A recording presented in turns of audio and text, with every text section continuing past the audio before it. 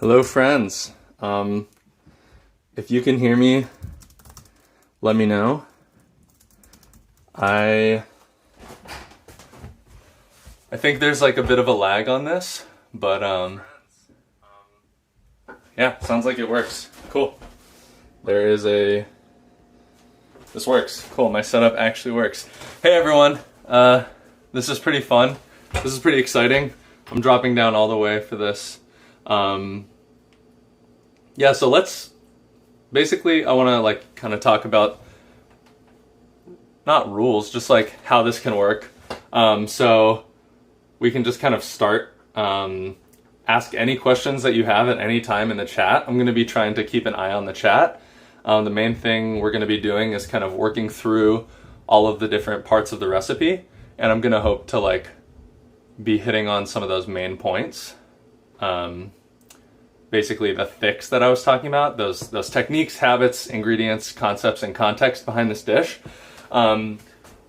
So kind of, yeah, feel free to ask any questions. Let's start. Let's just start cooking right now. So everyone else with your stuff, if you don't already have all your things out, all of your ingredients, take them out. So if you're vegetarian or vegan, take out your mushrooms. If you're not, if you eat fish, take out your salmon, and also take out some olive oil, some salt, some black pepper, some asparagus, your baking sheet, your cutting board, your lemon, your knife, and your peeler. And once again, just to kind of reiterate, each of these things that we're doing is going to kind of feed into our workspace being cleaner, more organized, and less stressful. Like, the more organized you are when you're cooking, the less stressful you're going to be, the less stressed out you're going to be when cooking. So first thing I always do when cooking is I wash my hands, so I'm going to go do that. Everyone should wash their hands as well before we kind of get into it. All of these little details matter when you're trying to make cooking easy, less stressful, as well as like sanitary, just being an effective cook. So wash your hands, get your workspace ready. Something that's important is having a stable cutting surface. So like sometimes, your cutting board is sliding around. You can just like put a towel down and you can wet it a little bit, just dampen it with some water. And if you do that, it will provide sort of more of a stable surface for the cutting board to be on, and it won't slip as much. So just do that. It's important to make sure that you're not having slippage. Not sure if that's a word, but it's important to make sure you don't have slippage on your sort of work surface. Makes you more effective, makes you have more precise cuts. So let's start. We're gonna start with the asparagus preparation. And actually, I'm gonna take out a little bowl because I know that I'm gonna peel my asparagus, and I want to make sure that I have somewhere to put my peels. So that's another sort of workspace organization thing. Just making sure that you have something to put your peels in. First, you want to wash your asparagus. Wash your asparagus. Get nice, kind of rub it a little bit together, like get water everywhere, Just keeping it clean. You don't know what's on the asparagus. It's just a good habit to get into, to wash your vegetables. I actually read that washing your meat is not necessarily what you want to do. It's just introducing more water to it a lot of times, and a lot of times with meat you're trying to create like a sear or do some browning on it, and it doesn't necessarily help. But I need to vet that and research that a bit more. So what we're going to do now is we have these asparagus. I cleaned this countertop area beforehand, so I'm just going to put those there on the side of my workspace to give me some room. I'm going to take my peeler, and so Trent, to answer your question, You don't preheat your oven. We're going to be broiling, and the broil is, it's not necessarily, like, some of the air that's heated up is going to be cooking your food, but a lot of it is actually going to just be from the direct heat source. So like, we can worry about turning on the broiler later. When I was developing this recipe, I originally turned it on like at this step, and it actually took like much longer than I thought to peel all these asparagus, and so it ended up like being way too hot. I would just say wait to broil. We can wait like a minute or two when we turn on the broiler later. But anyways, first thing I'm gonna do now is I am going to peel the asparagus. So let's peel the asparagus. We've washed the asparagus. We've put all of our stuff out. We're all ready to go. Let's peel the asparagus. And this is because the outer layer of asparagus, as you know from some experience, it's pretty tough, honestly, and especially at the bottom, it's pretty tough. There's a lot of cellulose. It's like the thing that leaves and branches are made up of. It's a lot of cellulose, and you want to kind of get rid of that. So this exterior, I learned this trick from Kenji, and you're basically you're just peeling off a bit. So you can kind of see, you're just peeling off a bit. You don't want to peel off too much. You don't want to waste the meat, but you do want to make sure that like the skin is not there. So let's go through and let's peel all of our asparagus. And I know this can take some time, so we'll take some time. Once again, it's easier to keep your workspace clear. Make sure you're putting your scraps in your bowl. And I'm gonna put my done ones to the right.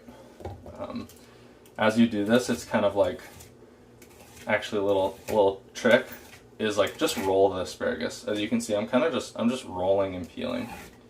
Just rolling and peeling.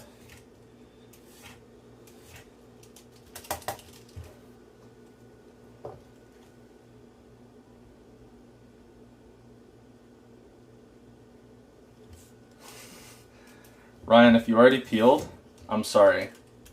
You're gonna have to hold on.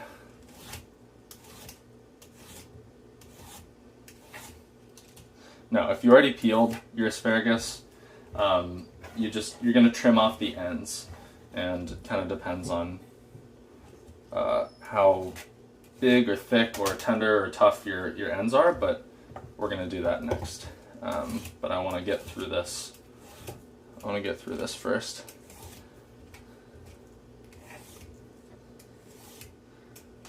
Agreed, Tana. Agreed. Buttery is a good way of putting it. And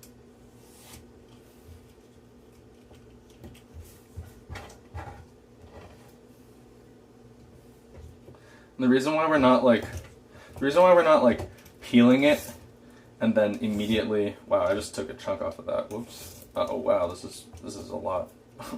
The reason why we're peeling it and not just like cutting it immediately. This actually just feels like a piece of wood. This one feels pretty tough. The reason why we're not peeling it and then immediately going in and chopping it is it's just a process thing. Like, it's a process optimization thing. It would take more time for me to, oh, that's why. Whoops. I had my peeler flipped around. It would take more time for me to like put down the peeler, pick up the knife, and trim this than to just like keep this kind of train going. So that's why we're doing it all kind of all the same at once. And honestly, the scraps too. Like, we can kind of just save that for later. And yeah, there's actually a significant, if your asparagus are really thin, like I think Eli and Ryan have some asparagus that's pretty thin, like those should be tender enough to where you don't need to peel them. So just keep that in mind. Like, you're crisping this up in the oven, the outside skin is going to get pretty crispy and it's going to tenderize quite a bit.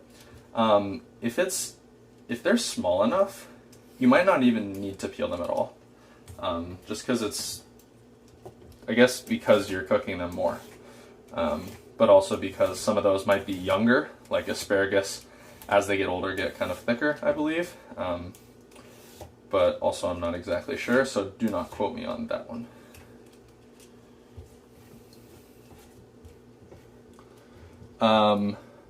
Tana, I would say if you wanted to, they have a lot of flavor in them. Technically, they have a lot of asparagus flavor, and if you like that asparagus flavor, the peels could be used in like a vegetable broth or something.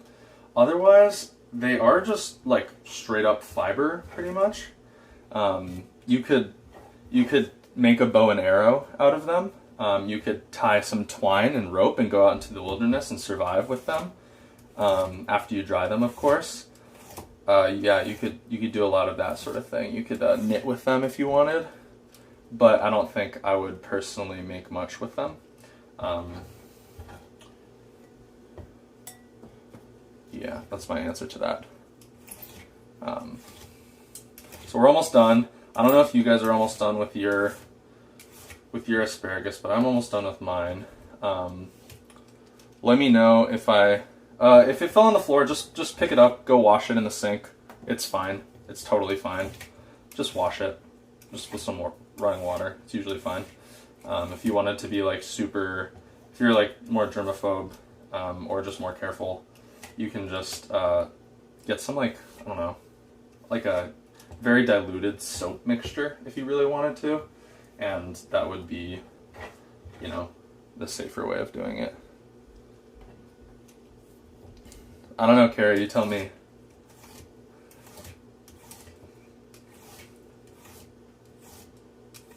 I hope you guys can hear the peeling sound. It's pretty cool. It's pretty nice. Feels buttery, sounds buttery. Alright, I'm done peeling. I'm not sure. Is everyone else done peeling? Are we at a point where we can kind of are we at a point where we can kind of move on in the process, or do we need to kind of wait up? And also, does anyone have any questions about the asparagus?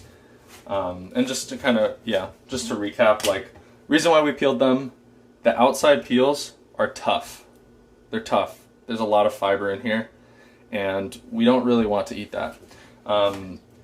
We can peel the fiber off, and then we don't have to eat it. And for those who have smaller asparagus, you probably don't need to peel it at all.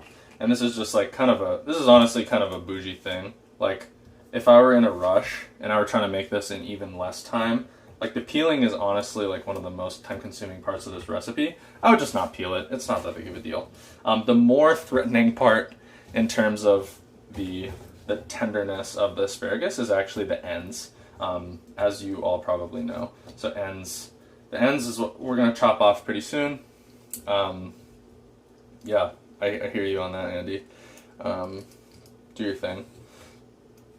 The ends of the asparagus are going to be the tough ones. That's going to be like almost woody and sometimes like indigestible. Like, you're chewing on it, you're like, God damn, like this is just not edible.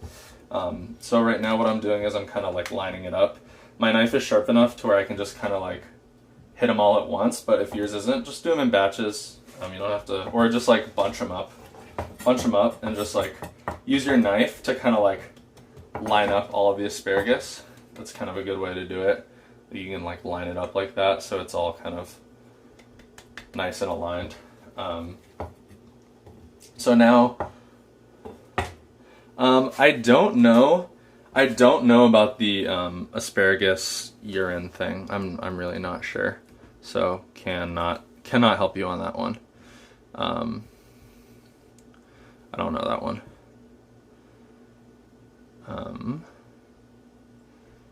So now we're gonna chop off the thicker part of the stem. So this is really because, like, it's just more tender. The further up you go, the more tender it is, the younger it is. The older stuff, the thicker stuff, often the drier stuff, like when you buy it at the store, I think you can kind of tell. You can kind of tell like there's like, it's just dried out. It's dried out. It's been sitting in the store. And Kara, I'm using a Japanese chef's knife. It's kind of all-purpose. It's called a Yuto. It's got like a 9-inch blade, and yeah, I like it. I got it for my birthday, and it's very razor sharp, and I love that. That's another thing, like having good quality tools. I wouldn't say go spend a bunch of money on a really nice knife, but there are affordable options. I think Serious Eats has like a good budget knife article, and I trust a lot of what Kenji writes and a lot of what they write over there at Serious Eats, just generally. Pretty vetted, pretty highly edited, high quality content. So I would go check that out, but generally speaking, quality tools are important. Anyways, so now let's chop off a bit. I usually chop off like, I don't know, 1.5 inches or so. This might or might not be wasteful. That's kind of like the trade-off I see it as. Like you're either like wasting some stuff and you're like making sure that you're not going to have any tough bits, or you're not wasting some stuff. Tana, if you're talking about what to do with things, I think this is probably a piece where these asparagus ends, you could probably like cook them for a really long time in a vegetable broth. I'm choosing not to do that, but you could totally do that. So now we have our asparagus. That's kind of, asparagus is all done, right? We've chopped off the ends, we've peeled it, whatever, it's all good. Now we're kind of moving on over to our baking tray. So I have some parchment paper out here. You can use foil. That's pretty much what I'd suggest. And I have some olive oil here. And I'm going to, yeah, you can use those ends for veggie broth, totally. So I have this out here. I did a shoddy job of like actually creating enough parchment paper here, but whatever. I'm just gonna drizzle a bit of olive oil on the bottom. And we're gonna take our salmon right now. We're gonna take our salmon, and we're gonna put it on the baking tray. Also, if you're a vegetarian, take your maitake mushrooms, or like if you're eating mushrooms for this dish, take your mushrooms and really quickly kind of slice them. Hold on, sorry for this terrible noise.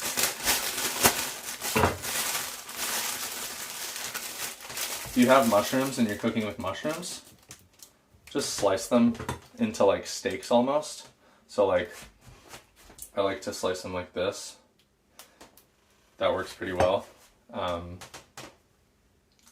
The idea is just making them like thick enough to be a little bit meaty. You can kind of see thick enough to be meaty, but like thin enough to crisp up, and all these little ridges get exposed. That's opposed to like if I were to cut them just like this. Like if I cut them like this, all of the mushroom bits would fall off like so. But anyways, so we have that. We have our veggies.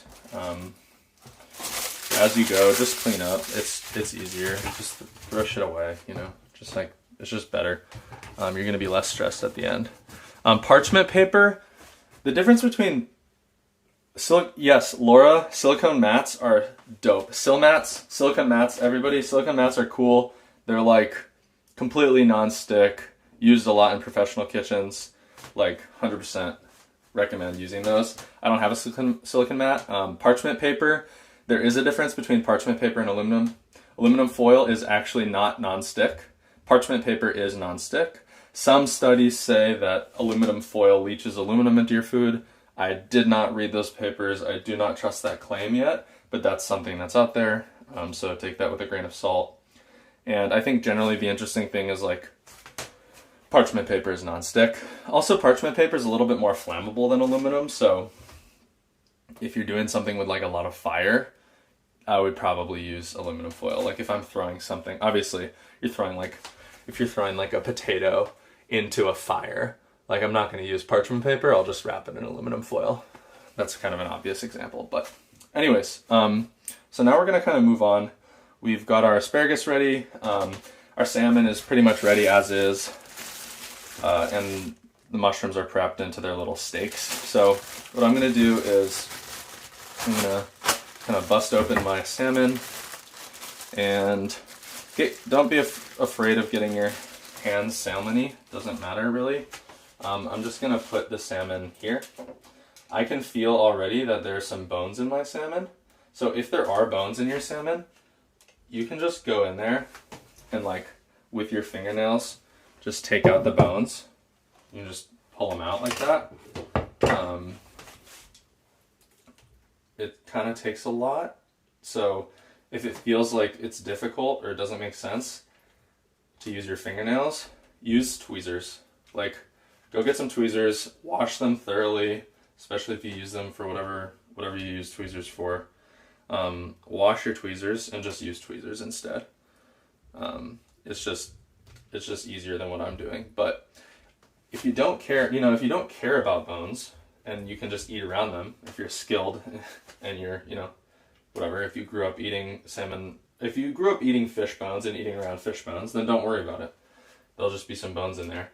I'm doing this just to kind of demonstrate. I usually just leave them in and just eat around them. It's not the end of the world.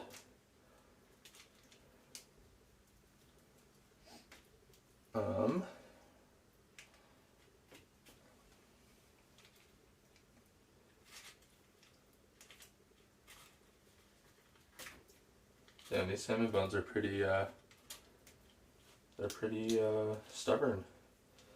They don't want to come out. You can kind of wiggle them around a bit if they're not trying to come out. Also, something I realized, I just saw a scale, so like a fish scale, from the fish market I went to. Sometimes they don't perfectly rinse off, the fish scales. That's kind of annoying when you're eating them, so just, you can, if you want, do kind of like a pass over the fish. Just to make sure, just kind of inspection to make sure that there aren't fish scales. There we go. So this is Atlantic salmon. It's probably farmed. There's plenty of other salmon types. There's Scottish salmon. There's so many different types of farmed salmon.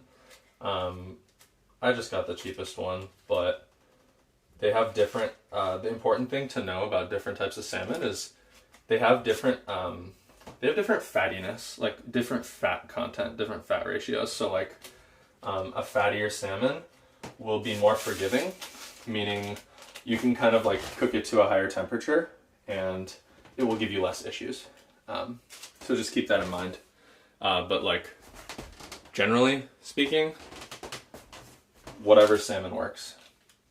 So our salmon is prepped and ready. I don't rinse my fish before I cook it, but you could, to make sure there aren't any scales. I just want to make sure that it's really what's it called? It's really browned, and I want to get it like a nice crisp on it. After you mess with your salmon, like that's all the touching we're gonna do on our salmon. Just like wash your hands again. It'll just be easier to deal with everything after that. Just washing your hands regularly as you're cooking. Once again, just a good habit to develop. Also, if you couldn't tell, let me put my butt into this shot. I have a towel in my back pocket, and that's nice for just like, boom, like just drying off my hands all the time. Yeah, Corey, I have no idea what coho salmon is, but I read about it, and yeah, it's whatever. So now we are in the business of asparagus. So we're in the asparagus business. We have our prepped asparagus. It's all peeled, it's all tender, it's all trimmed up and nice. We're gonna take our olive oil again and we're gonna drizzle again. Just what we're doing is we're just putting that there so we can coat all of the asparagus.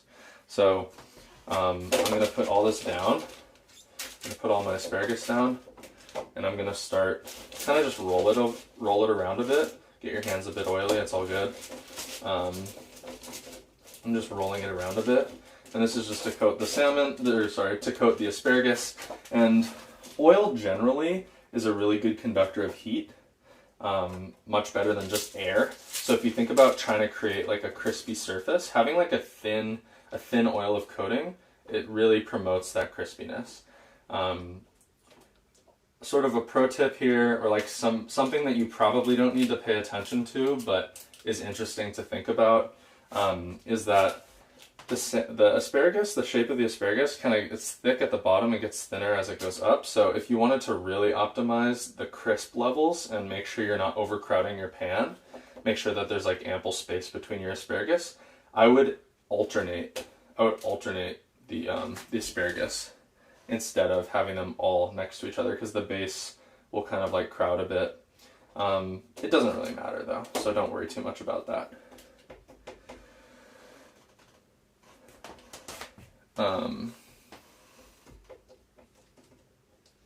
Cool. So we're kind of like most of the way there now. At this point, everyone can turn on their broilers. So I really hope that everyone has a broiler. If you do not have a broiler, you're just gonna have to put your oven on a really high heat and wait a lot longer. So you wanna make sure that there's like a really high temperature heat source, really. Just like you want that direct heat. So if you don't have a broiler, turn on your oven to like 550 degrees Fahrenheit. I don't know what that is in Celsius, probably in like the 200s. But turn on your broiler now. I'm turning mine on high.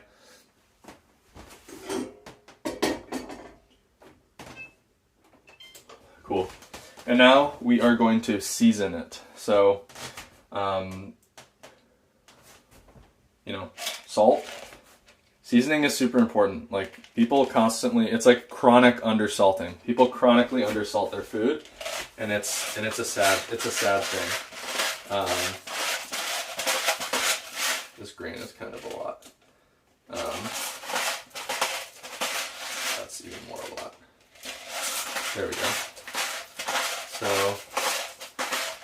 I'm salting all of my food. I'm not really shy with salt. Like you should definitely not over salt it, but do a little bit of salt in the beginning, do a little bit more than you think, and then we can taste it later. And then pepper. It's a really cool article I linked to in the article I wrote about pepper, and like there's this like super in-depth, it's like pepper family person. This lady named, I think her name is, what's her name? I don't know. Anyways, her last name is cool though, and her family runs a pepper business, and she's like a pepper expert, and she talks all about pepper.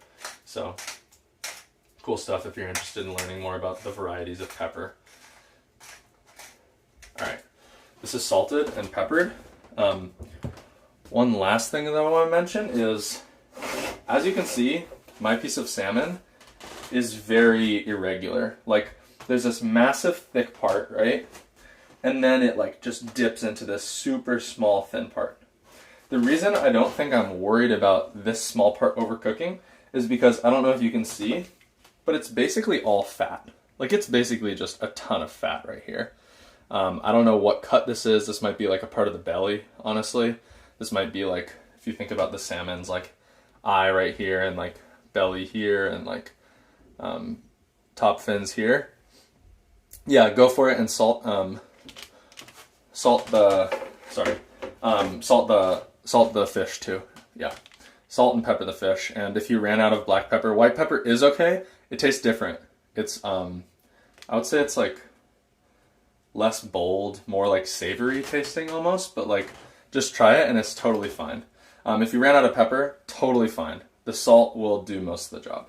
But anyways, what I was saying is this is super thin, but there's a ton of fat in here. If the salmon is kind of here, like facing up, swimming around here, this is probably just a cut from down here on the fillet. So it like has a little bit of the belly meat, and that's super fatty. So if I had this and this was a lot leaner, I would probably trim this piece of salmon, like just trim it off and take it out early, or use it for something else. if I was trying to be like super hardcore, I would like cut right here, and it would just be this like more consistent piece of salmon. And that goes back to like sizing of ingredients mattering. So just remember that the size of an ingredient matters. Same thing with asparagus. Because it's thicker at the base, it's going to take longer to cook. It's going to be less tender. It's thinner at the top, so it's going to get really, really crisp and really, really, really well cooked, basically. So, kind of going to do a real quick check on everyone. What's our progress looking like? So we've seasoned the fish and the asparagus, kind of spaced out the asparagus to prevent the overcrowding and the steaming. You don't want to steam the asparagus. We have everything ready to go. We have our broiler on. Are we all good to go on to the next step? Just kind of an open question, I guess. I'll take it that we are kind of ready to go on to the next step. And we can get moving on things.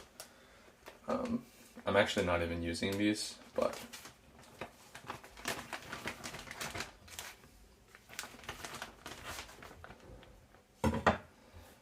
yeah, one thing that's kind of interesting, actually, Trent, you bring up an interesting point. So sushi is good idea, Andy. That's going to be delicious. Add a little bit of heat, a little bit of color. Sushi is actually like sushi grade. The concept of sushi grade, I don't think I linked to it in my article, but the concept of sushi grade is mostly a marketing ploy, and the quality difference is either marginal or it's just actually not like non-conclusive, or it's just like arbitrary in some way. You can eat most salmon raw, turns out. You can eat salmon raw that you get at the fish market, whether it's sushi grade or not. I didn't know that, and I recently learned that. So if something's sushi grade or not, you can still eat it. Doesn't matter.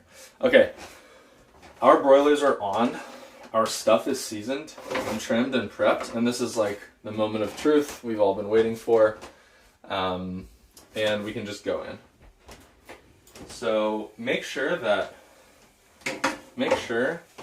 your oven rack is like 5 to 6 inches away from the heat source. It can be 4, it can be 7, but just like, I don't know. Mine actually is more like 4 inches, and I kind of want that. I want it to like almost be burned in a way. Not really burned, not actually burned, but I might bump it down a little bit.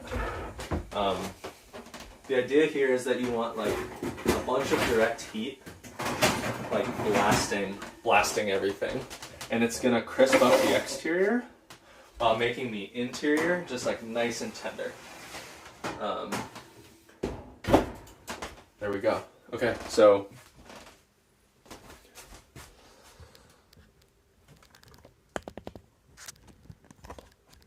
there. So now I can like actually talk to you guys directly.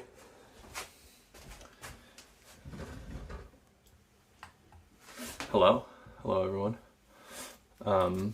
So now we can put our salmon in the oven, and we're good to go. We're kind of just like broiling it now.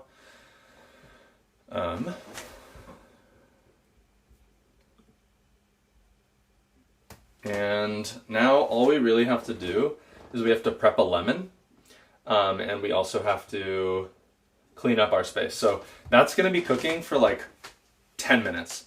Set a timer for 10 minutes. You can also do 8 minutes. I kind of like it a little bit, like I like my salmon underdone in the middle, thanks to my mom's preferences. She kind of converted me to that church. I like my salmon a bit raw in the middle, a little bit rare. You don't have to. I would say set a timer for 10 minutes now, and when that 10 minutes is up, take it out. Take out the salmon at least. You're done with the salmon, it'll be good. For now, I'm going to just start cleaning up my space. Once again, it's just a lot less stressful if you're cleaning as you go. And, that includes the dishes, that includes everything. So I'm throwing everything in my compost. I'm going to start doing dishes immediately. Get the dish cam going.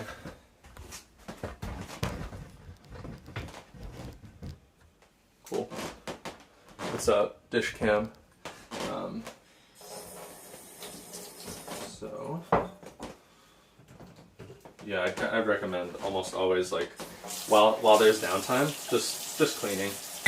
Just like, I didn't used to like cleaning dishes, but I've kind of been converted. It makes everything so much easier and so much better to deal with later on.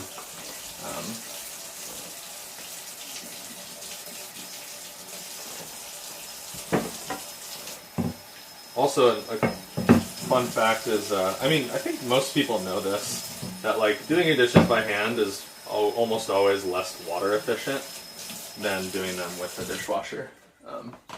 But just in case you didn't know that, interesting fact. So if you want to pay less in water bills, just, I mean, some things you kind of have to do hand washed. Cool. Yeah, Eli, I can talk about that. Let me adjust the camera a bit more.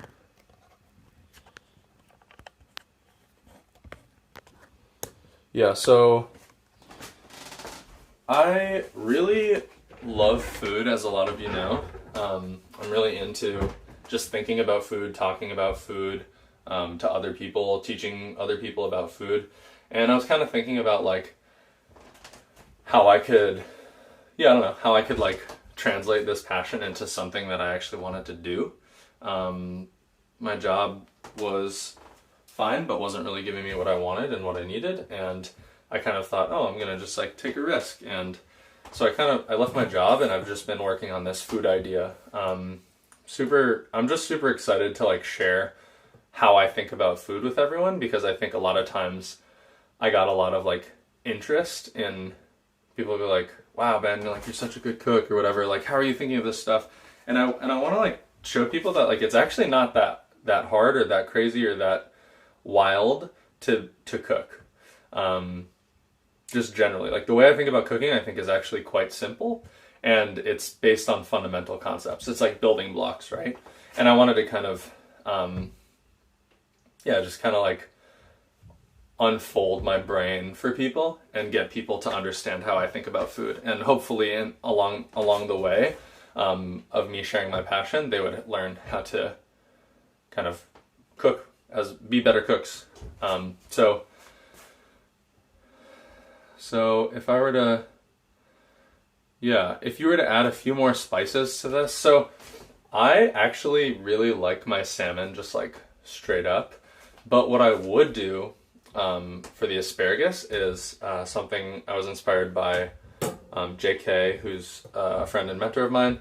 We did this little pop-up, and what we would do is we would take some ricotta cheese, take some lemon zest. Like I would zest a lemon, I would have some ricotta, I would shave a bunch of Parmesan into that, I'd put some like black pepper in it, and maybe a touch of olive oil, and I would just like whip that together, maybe with a little bit of salt to taste. And I would just like dollop that over my asparagus, and so like it'd be this like rich, kind of cool, creamy sauce made from asparagus, or made from ricotta with the like little hints of lemon zest to balance the fattiness. And that would go really well with like this crunchy, like kind of grassy asparagus taste. So that's kind of what I would do. And I added that as an extension on my article, is like I would make like a ricotta dressing for the asparagus. And you could also eat that with your salmon, but you probably wouldn't need it.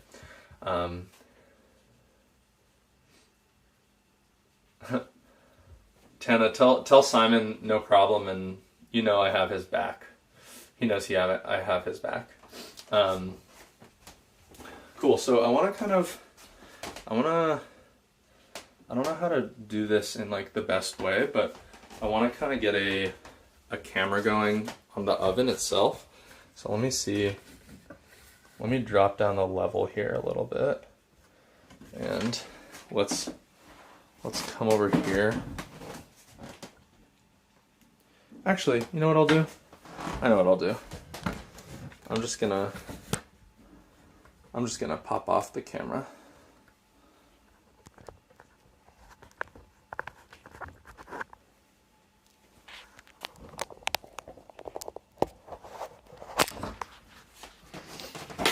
hold on one second. Sorry, everybody. Switching setups a bit here. Okay, cool. So, as you can see, oh wow, yeah, so this pan warped entirely, but as you can see, everything's getting really nicely cooked. The salmon's getting really nicely cooked. The asparagus is starting to get some browning on it, especially in the hotter areas. And my parchment paper is starting to burn a bit, but that's okay. It probably won't catch fire. So I'm gonna probably leave this in for at least another, I guess, like 3 or 4 minutes. And yeah, the salmon looks actually really good. So, kind of, yeah, I switched over to my little handheld setup. Tana, the reason why you might use, lemon zest instead of lemon juice is that lemon zest is not sour. So lemon juice, when you add it, you get a lot of that lemony flavor, but you actually don't get a lot of the, you get a lot of lemon flavor, but you also get a lot of acid, right? The other difference is you get less oil. At least from what I understand, when you're squeezing a lemon into something, all of that oil that's being expressed is being expressed from the skin, and zest has all of that like aromatic oil in it, all of that lemony sort of like smell and taste.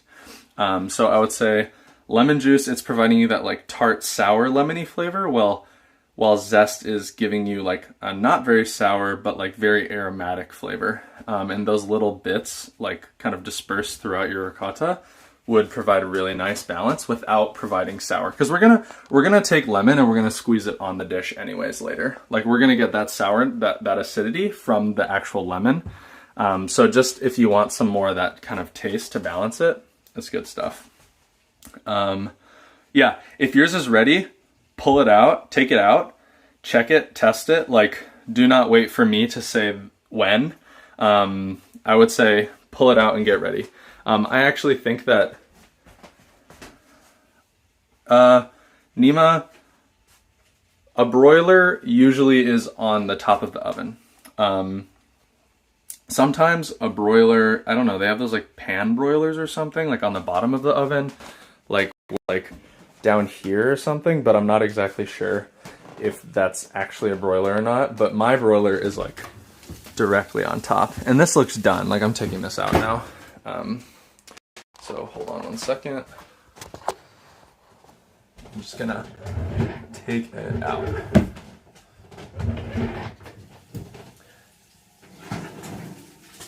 Whew. Oil is splattering. Oh, nice. Sick. This looks really good. So,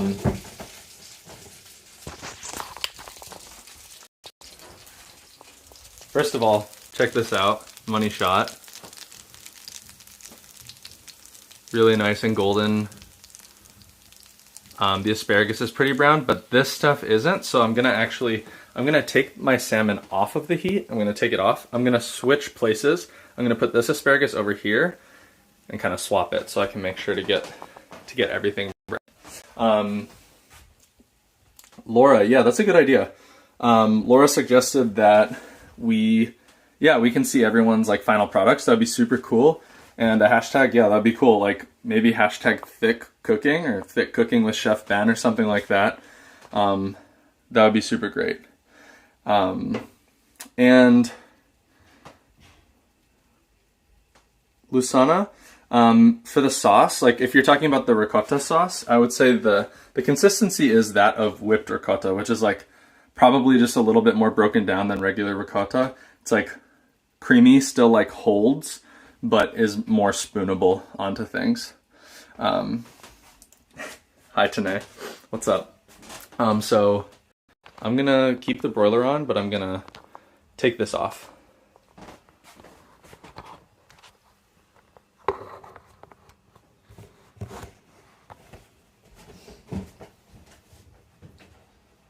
I'm just gonna get my plate out. Oh no, there are no plates, everyone. Such a tragedy. I'm gonna just have to use this like really big plate.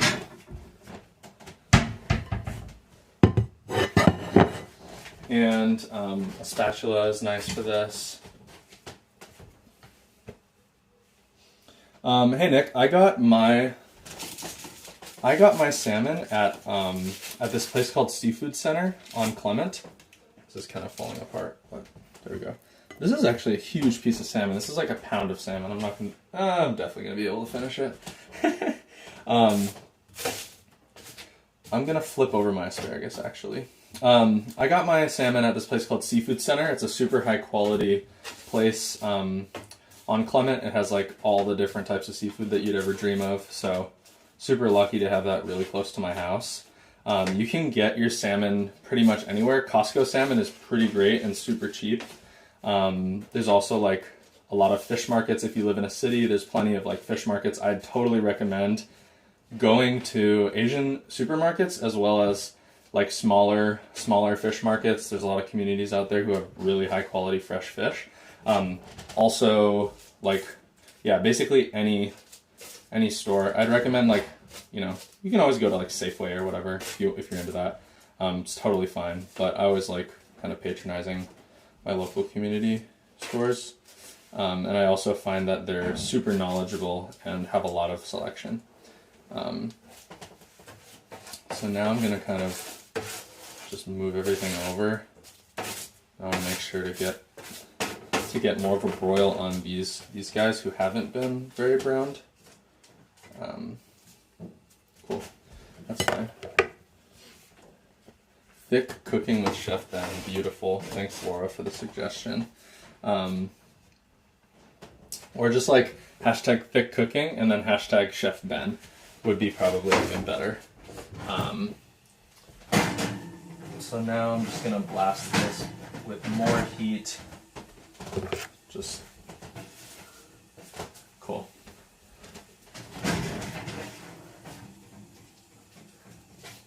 Also, if you like, just as a general tip, like if you burn yourself, immediately like place what you're doing down, just like drop what you're doing, go like pour cold water over your burn. Just go pour cold water over your burn. Do not put ice on your burn. Mom, please chime in on the burning conversation because you actually have medical knowledge. But yeah. Burns happen sometimes. They suck. But like, you know, just take care of them. Make sure you put cold water on your hand. And do not put ice. That can actually worsen a burn. Do not do that. Amy, that's great. So if you're going to post these pictures, I would love to see what everyone's making. Use these hashtags. This is a split of the one we came to.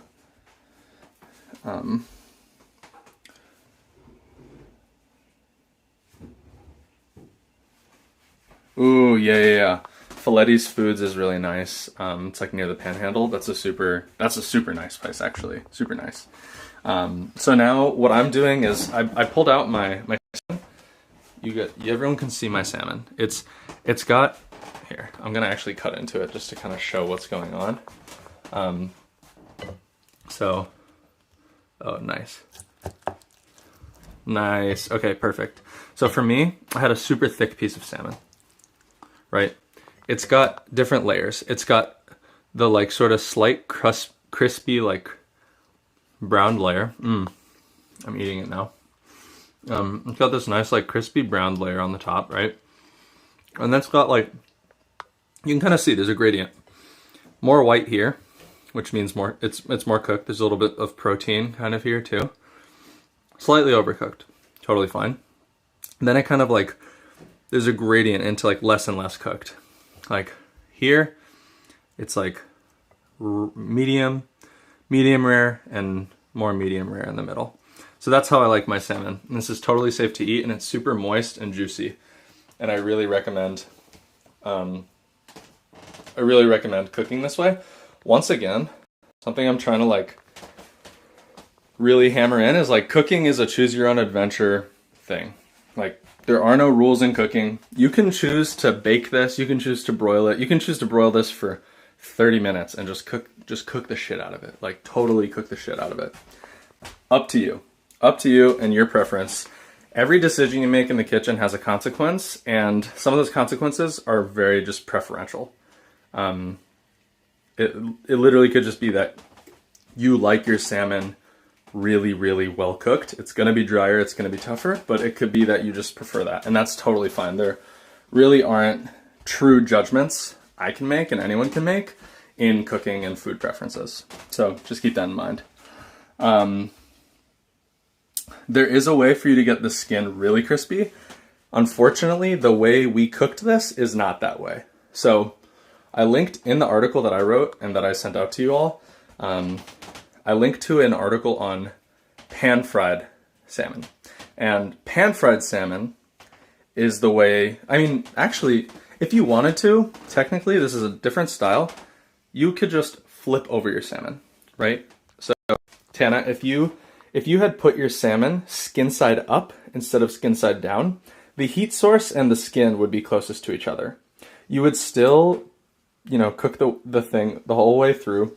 You would probably have to keep it in for like 1 minute less, maybe 1 minute, maybe 1 minute more, because salmon skin and the subcutaneous fat, like beneath salmon skin, or like right next to the salmon skin that keeps the salmon warm in the winter, is actually going to act as an insulator. And this is one of the things I put on as kind of an advanced topic or an advanced thick in my article is there's an insulator. It's going to actually insulate against heat.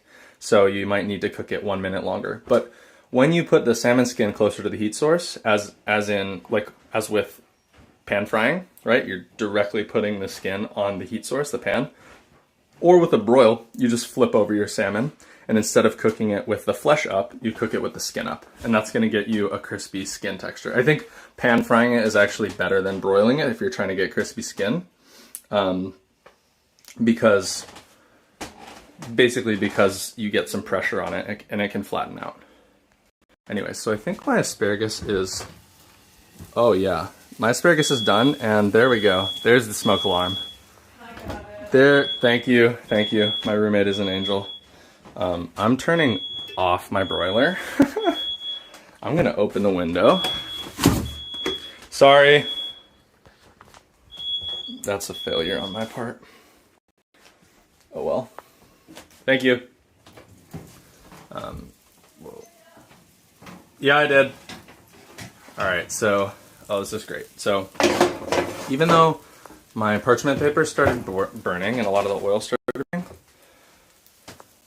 all this, whatever, that's what I wanted with the asparagus. So I put it back in. I got this nice broiled sort of texture. And I want to just take take some of these, put that right there, right? So this, yeah, honestly, Zaisha, you're right. Oh, Tana asked a question. Yeah. Oh, yeah. I hope that that sort of response answered your question about crispy skin. It's more about just kind of making sure the skin is closer to the heat source, whether that's a hot pan or a broiler. Okay, so I'm done. I'm done with my stuff. One thing I forgot to say and forgot to do was to talk about cutting the lemon. So I want to show you this cool technique I got from Palin's Kitchen. She runs a Thai cooking channel on YouTube, and just a super, super, super high quality content channel. And also she's cool. I want to show you kind of what her recommendation is. Apparently it's a Thai technique for cutting citrus. So let me just kind of show you guys, show everyone. The lemon is kind of the cherry on top here, because it really balances the fatty, like it really balances the fattiness of salmon as well as like the richness of the olive oil. So lemon, I would say, is pretty cool. It's pretty important here. You don't need it though. It's totally up to you. So I'm gonna roll out the lemon a little bit. I saw this on a random channel, and I've kind of done this throughout my time eating citrus, I guess. It sort of breaks up the cells a bit and makes it a little bit easier to squeeze, but and it might release some of the juice, but I'm not exactly sure. I need to look that up. What we're gonna be doing is basically cutting around the core. So the core here, like, and usually you cut a lemon in half like this, right? You cut it in half, and like you have pieces of core in the middle. This technique is different. We're gonna cut beside the core. See how it's kind of just like, this is center, and then this is just like slightly off center. So we're gonna cut slightly off center, and we get this one slice, right? Give this one wedge, and it's like kind of off center. Then we're gonna do another one, off center again, around the core. Boom, another slice, right? Slightly off center. And then this last one, we're gonna put it down, and we're gonna cut a triangle in, like that. So the core is here, there's sort of this triangle shape, and now we have 3 like perfect wedges for squeezing. These, oh damn, Corey. Damn. I hope it's all good over there. I'm sure it's fine. But yeah, I guess watch it on the parchment paper. I didn't really realize that it was gonna get so burned, but I kind of suspected. But so we have our lemon juice now, our lemons ready to go, lemon wedges, and we have our dish, and now it's kind of just time to eat, I would say. I'm gonna pull up at my little table over there and kind of answer any questions that anyone has. We can just hang out, chill, eat our food. Should be ready to go, should be good. So let's kind of do that. Let's hop over there. Vibes out here. Vibe lighting. Do you mind if I eat here? Cool. My roommate's doing yoga right now. It's pretty wild. Look at these lights. All right.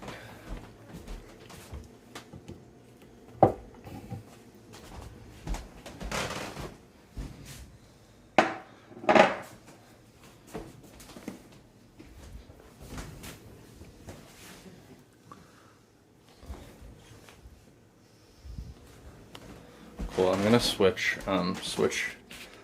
audio visual setups again, so bear with me for a sec.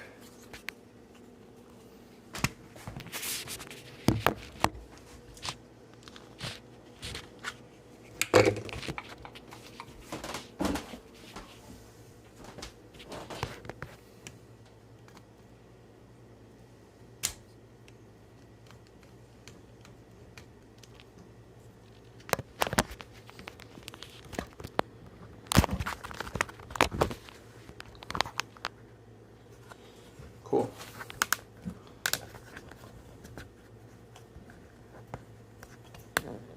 All right. Hold on a sec. I'm going to kind of have everything set up here in 1 second.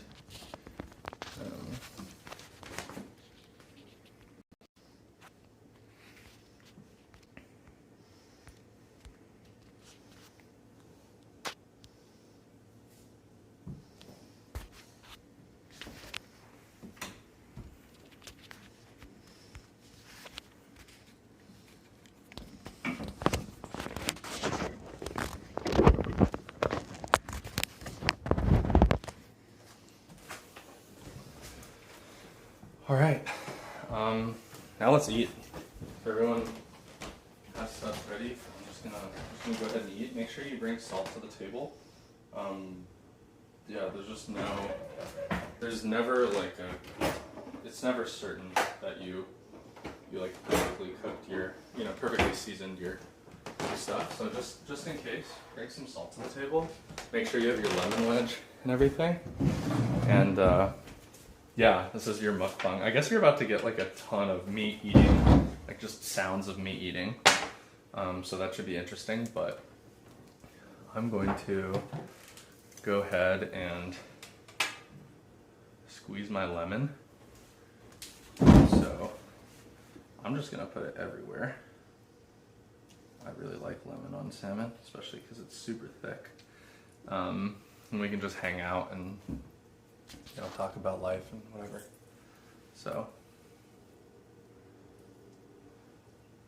yeah, I'm curious, super curious. I'd love to hear your feedback on this. Like, I kind of just put this together. This was, the main point of this was to take what we learned in the article I wrote and kind of apply it and constantly point it out. A few sort of details that I think are important. I kind of want to do like a full run through of like what we talked about, just to make sure that we're actually learning about how to do this and why it works. So I'm going to go kind of to our little list of things.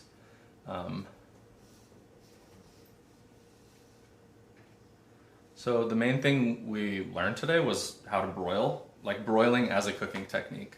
High heat source, and usually on top of an oven, provides like that nice crust and doesn't overcook the middle. Because it's so high heat, the outside, the crust is gonna cook before the inside cooks to like a crisp. So that's really the point.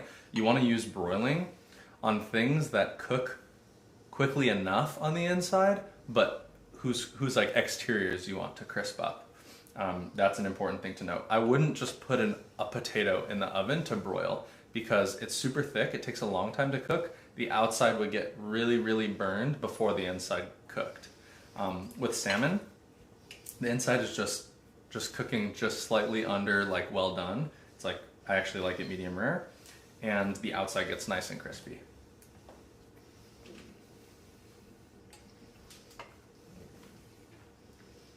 Andy, I would say butter on the asparagus is probably overkill, considering we already have a bunch of olive oil and considering the salmon is super fatty already. If we were going with a leaner fish if we're going with a leaner fish, maybe I'd say yeah. Or I would make a butter sauce, right? Or make some sort of butter sauce with like maybe some lemon in it. So we learned how to broil. We learned that washing your hands is important. Seasoning is super important. Salt as an ingredient is like the thing that if you start using more of and start developing the habit also of like tasting and seasoning and tasting and seasoning, salt will elevate your cooking.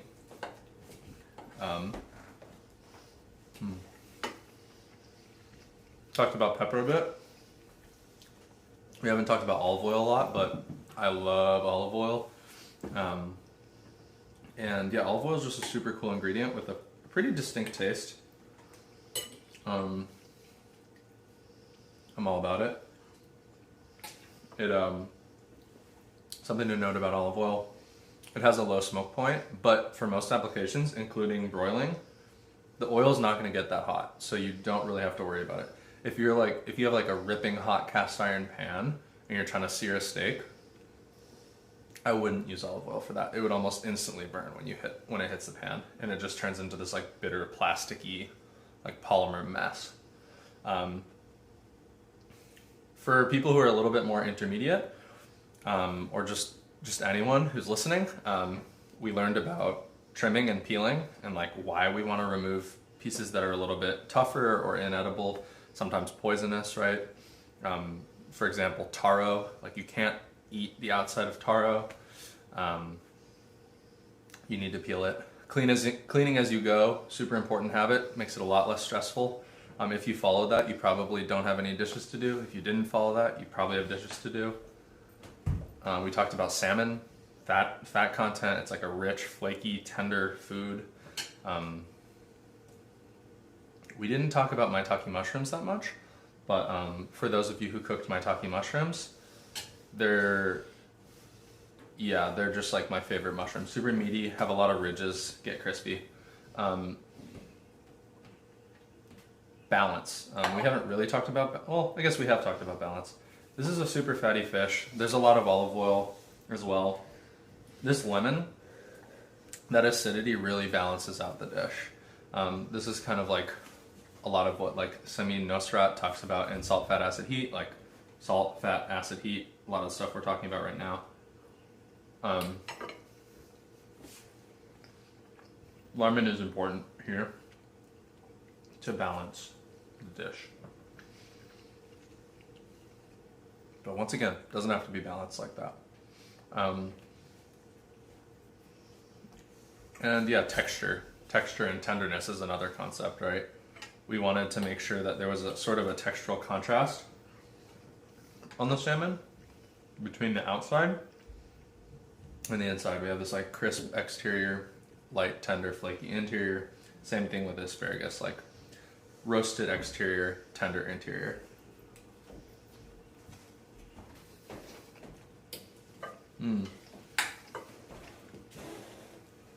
Nima, that sounds pretty good. That sounds really good, actually. I'm gonna kind of rotate so it's not so awkward.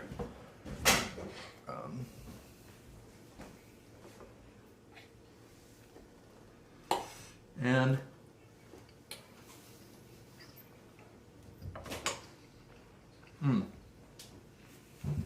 we didn't talk a lot about moisture content or water content, but a lot like water content is very foundational in both flavor and especially in texture.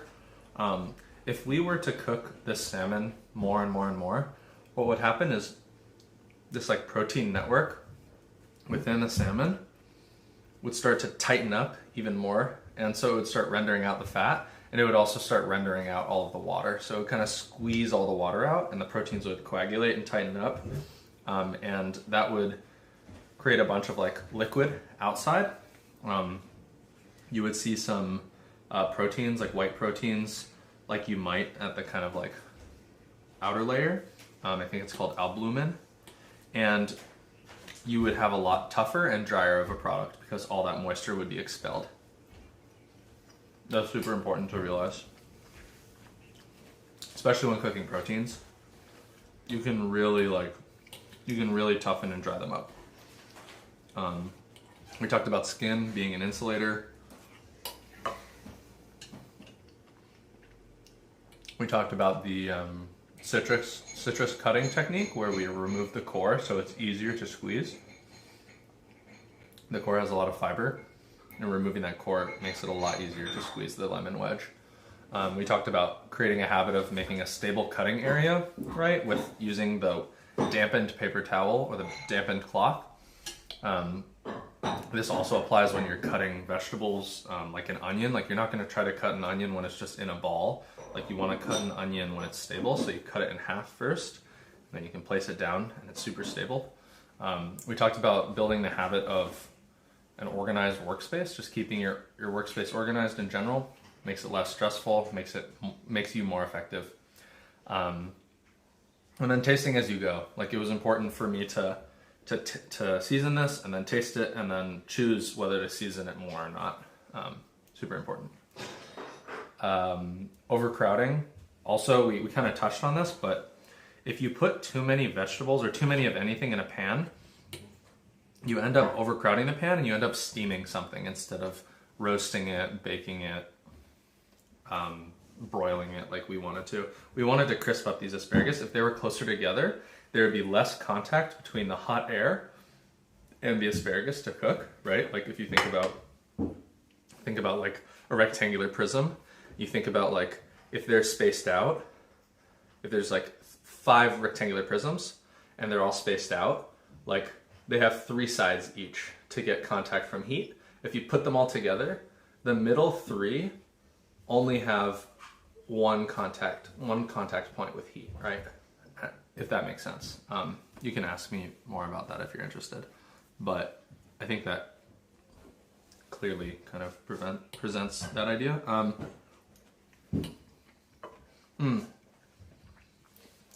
Zaisha, you cooked the mushrooms. Sorry, you didn't miss it. You cook the mushrooms just as you cooked the salmon and the asparagus. You're cutting a mushroom steak, you're putting it on its side, and you're oiling it a bit, you're seasoning it, and you're broiling it. And it'll get really crispy and tender.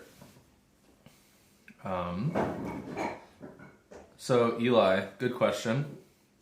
So salt, when you put salt on things, there's a process called osmosis, whereby basically water moves from a less salty environment to a more salty environment, and vice versa. The salt moves from a more salty to a less salty environment, so it kind of diffuses, and that happens across cell walls. So when you put salt on your meat, there's going to be moisture that's extracted from it. When you put salt on your vegetables, there's going to be moisture that's extracted from it. You can bring out moisture by putting salt on things. In this specific dish, we salted like right before we put it in. It might have had a marginal effect on like bringing some moisture out of the surface of the salmon that helped it get crispy.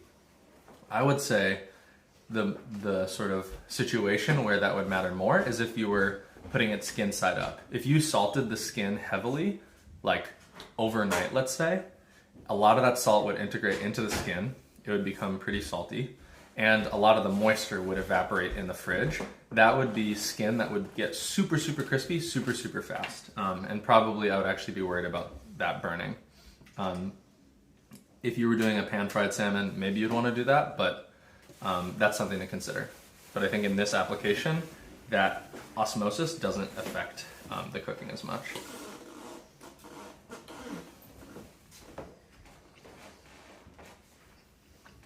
We talked about sizing, how like this little piece of salmon that I cooked is like most definitely way more cooked than this thick piece. It's like not rare at all.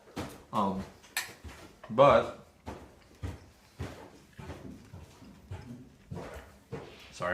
because that piece is super rich and fatty. Because that piece was so fatty, I wasn't worried about overcooking it. And also just putting a ton of lemon on this little belly piece because it's so so fatty. And the last concept I outlined in the sort of article I wrote was caramelization. So there are these complex carbohydrates called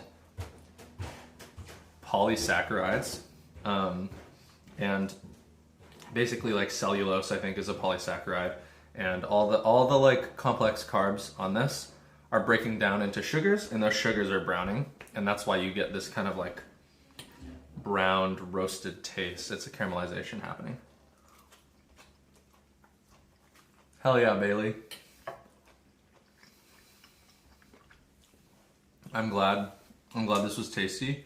Anusha, to answer your question, I am thinking about so I was messing around with some eggplant.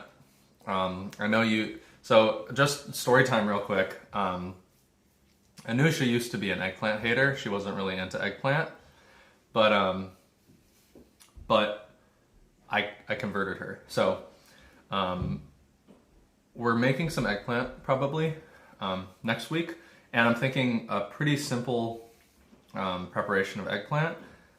Maybe, some baba ganoush, probably sort of like a spread of different herbs maybe. So I was kind of experimenting with the idea of chicken and eggplant. So that's kind of the general direction. So you'll kind of see what comes of that soon. But yeah, to give you like a hint, I'm working on testing out a recipe right now. I made something yesterday that was like chicken breast and broiled chicken breast and eggplant, and like I overcooked the chicken breast and the eggplant wasn't like perfect. Yeah, I don't know. I'm gonna work on something that's like a little bit more forgiving and just pretty delicious. So it'll probably involve store-bought pita bread. So start thinking about some places to get some good pita.